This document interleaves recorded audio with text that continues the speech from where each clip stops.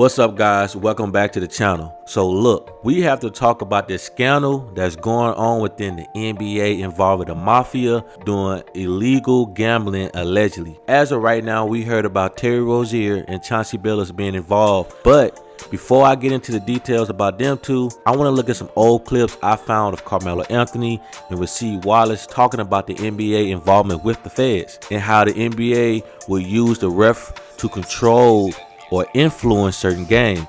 And with people like Scott Foster, who has officiated numerous games in the NBA and was known for his outrageous missed calls during NBA games, has always had rumors about him throwing games, so much so that him and Chris Paul had a little beef over the way he officiated. And when you take a closer look at the games that Chris Paul played in with Scott Foster as the ref, CP3 ended up losing majority of those games. But let's get right into these clips of Carmelo and Rasheed Wallace, and then I'm gonna come back and commentate. Anyway, long story short, David Stern suspended me out of everybody 15 games. Everybody else got like 6 games, 7 games, shit like that. And I go speak to him like, why you do me like that? What did he tell you? Man, your rap sheet. A rap sheet? Yeah. Look, NBA rap sheet. NBA shit. You want to be in the streets or you want to be in the NBA? This what he told you? That's what in his office. You want to be in the streets or you want to be in the NBA? You fucking with a corporation now. Yeah, you doing stop snitching. You gonna leave that alone. I know who you with. I know where you live at. I know where they live at. I know when you close your eyes. I know when you wake up. Damn. So I'm like, you know, and I know what they doing. He's telling me I know what they doing.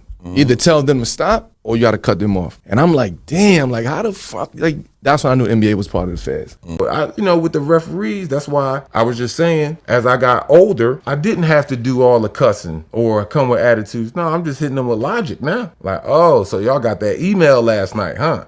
Oh, then they flare all up. What are you talking about? Oh, yeah, I know about y'all email shit. No, let's not forget that. I know about that. Man, look, it's been an ongoing you're war. Referring to emails from the league with, this is what we discussed in Whistleblower, but emails from the league that are telling the referees to officiate the game in a certain way and against certain players. Yeah. And so you were cognizant of that at the time. Oh, yeah, I was very, because to me, I saw it. And he'll tell you what I always used to say, y'all making it too obvious. I thought he was crazy. Y'all making it too obvious, too blatant. Y'all making it too obvious. Yeah.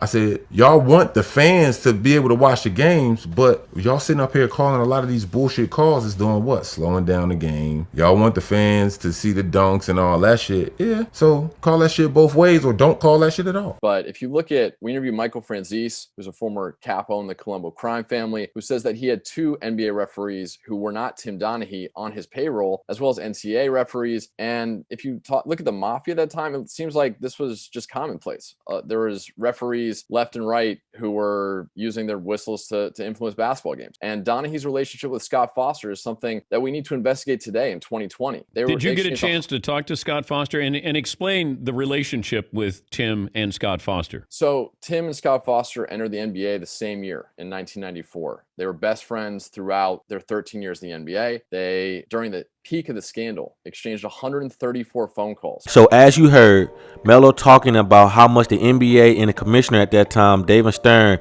knew so much about him and what he was doing and who he was hanging out with off the court. And once he knew all the things that they knew about him, he knew that the NBA was the feds, or at least working with them.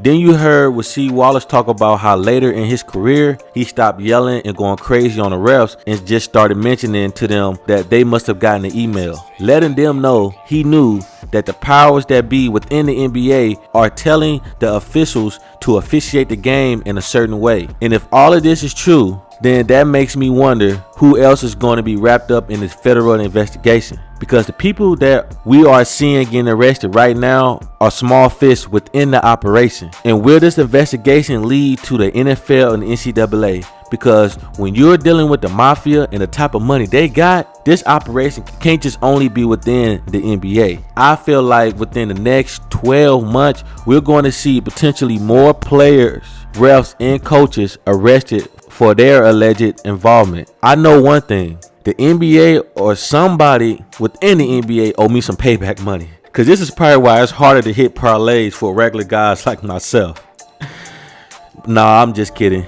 But let's get into these clips about Terry Rozier and Chauncey Billups. Then I'm going to come back for my final comments. 3 of the named defendants are charged for their alleged roles in both schemes. This alleged illegal gambling operation hustled unwitting victims out of tens of millions of dollars and created a financial pipeline for La Cosa Nostra to help fund and facilitate their organized criminal activity. Victims were attracted to play alongside well-known professional athletes and coaches like Chauncey Billups, only to be unknowingly deceived through rigged shuffling machines, fixing the odds in their favor, as alleged and as you just heard from the U.S. Attorney's Office. This alleged scheme wreaked havoc across the nation, exploiting the notoriety of some and the wallets of many to fund the Italian crime families here in New York. Cheating's bad, okay? There are a lot of stories about it. There's one that cropped up. This must have been like 5 years ago, 2019-ish, I think, 4 years ago. Where there was this game. It started in LA and then it came to Vegas for a few days, and it was all built around Chauncey Billups. And I had heard about the game, and the person who told me about it was like, "Look, I know the game runners. I'm telling you 100% this game is on the up and up." And I was like, well, I know a lot of the people that are involved, and I'm telling you 100% that it is not on the up and up. Yeah. The first case, Operation Nothing But Bet, exposed a gambling ring built around professional basketball, where players and associates allegedly used inside information to manipulate prop bets on major sports betting platforms. They placed wagers on unders on players to score less, rebound less, assist less, using information that was not yet public. In some instances, players altered their performance or took themselves out of games to make sure that those bets paid out. One example occurred on March 23rd, 2023 in Charlotte. Terry Rozier, an NBA player now with the Miami Heat, but at the time playing for the Hornets, allegedly let others close to him know that he planned to leave the game early with a supposed injury. Using that information, members of the group placed more than $200,000 in wagers on his under statistics. Rozier exited the game after just 9 minutes, and those bets paid out, generating tens of thousands of dollars in profit. The proceeds were later delivered to his home, where the group counted their cash. As the NBA season tips off, his career is already benched, not for injury, but for integrity. As a result of this investigation, 6 defendants, including Rozier, are now facing conspiracy to commit bank and wire fraud.